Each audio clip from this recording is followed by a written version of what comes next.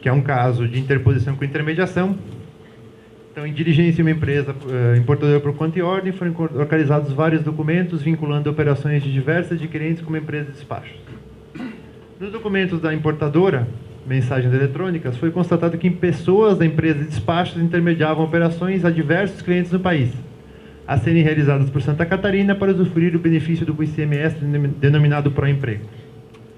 As pessoas da empresa de despacho contratavam as operações no exterior como se fossem por conta e ordem de vários adquirentes fantasmas. Os recursos para pagamento dos custos da importadora provinham dos adquirentes fantasmas, de contas destes, né? E os contatos eram efetuados com pessoas vinculadas à empresa de despacho. Foi constatado ainda que as adquirentes fantasma emitiam documentos de vendas a várias empresas diretamente a mando da importadora. Abertos procedimentos nas adquirentes fantasmas, constatou-se que a adquirente 1 não existia de fato, o que resultou, como eu falei anteriormente, na representação para baixa de ofício do CNPJ por inexistência de fato.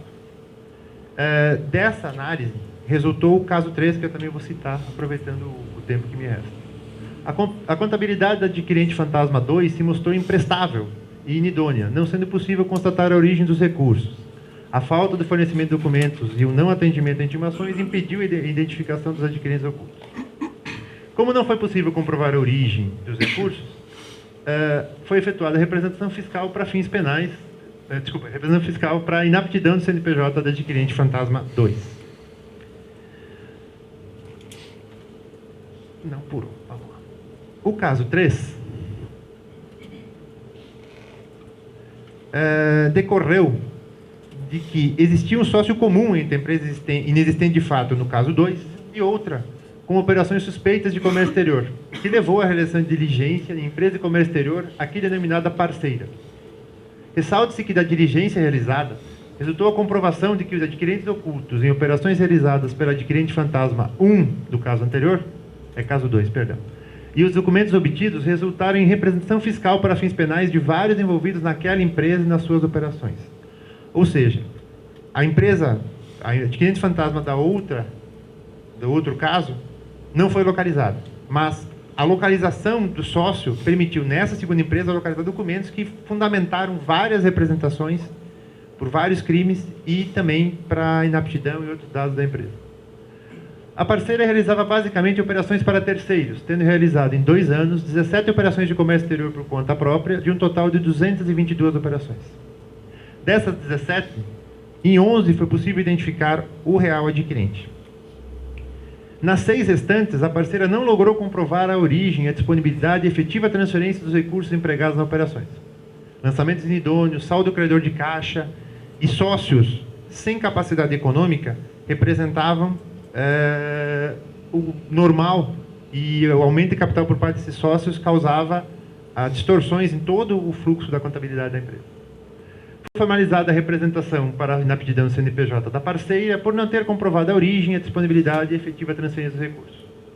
Na continuação da investigação, um dos reais adquirentes, que é a empresa de empresário argentino, e aí não vai nenhum tipo de discriminação, eu tenho muito apreço por argentinos, mas era um jeito de definir a empresa, que também era sócio das empresas dos Estados Unidos que efetuaram as exportações e tentou manter-se oculto para evitar a análise desta vinculação nos preços declarados da operação.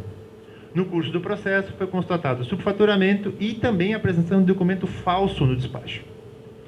Foram localizados documentos em que o empresário argentino orientava a parceira sobre o destinatário final da importação, demonstrando que ele possuía total controle da operação. Outros 3 reais adquirentes de outros estados operavam com látex e borracha e, com a interposição fraudulenta, buscaram usufruir do benefício fiscal do ICMS Santa Catarina, além de ludibriar o limite operacional da habilitação da Receita Federal. Uma dessas empresas chegou a estabelecer filial em Itajaí, com apoio logístico, digamos assim, da parceira.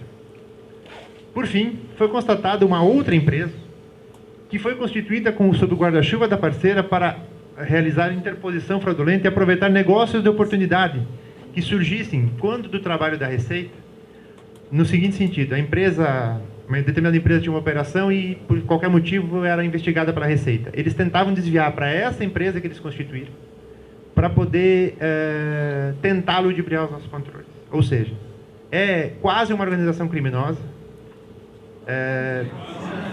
Eu não posso definir como criminosa porque interposição ainda não é crime, tá? Mas é uma organização extremamente preparada e pronta para ludibriar os controles e o nosso trabalho no país.